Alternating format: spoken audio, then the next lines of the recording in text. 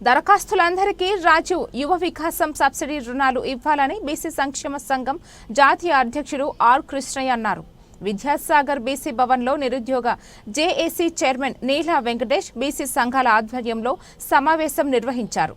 రాజీవ్ యువ వికాసం పథకంలో గ్రామీణ ప్రాంతాలలోని నిరుద్యోగ యువతకు స్వయం ఉపాధి కల్పించేందుకు 4 లక్షల సబ్సిడీ రుణం ఇవ్వాలన్నారు. ప్రతి దరఖాస్తుదానికి రుణాలు ఇచ్చే వరకు కూడా ఉద్యమాలు కొనసాగుతాయి.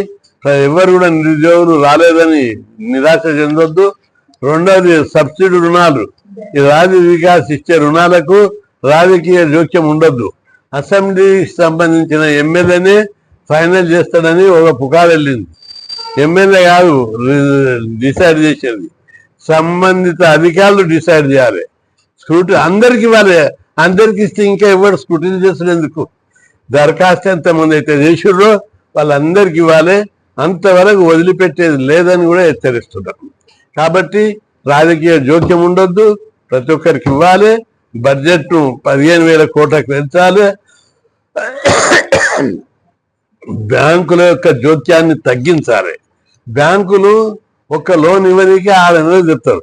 కార్పొరేట్ దిగ్గజాలు పోయి లోన్ అడిగితే గంటలు ఇస్తారు 1000 కోట్లు. మామూలు ప్రజలందరూ బ్యాంకుకు పోయి ఒక 10,000 రుణం అడిగితే 15 రోజులు తిప్పుకుంటారు. అనేక కండిషన్లు పెడతారు. బ్యాంకు లింకులు పెట్టుకొని చేయొద్దు.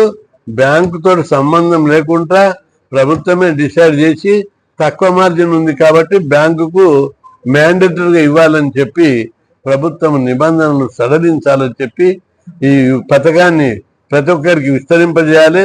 ప్రతి దరఖాస్తుదారునికి ఇవ్వాలని, అంతవరకు యువత ఎవరు కూడా నిరాశ నిస్పృహ చెందకుండా గట్టిగా నిలబడాలని చెప్పి విజ్ఞప్తి చేస్తున్నారు.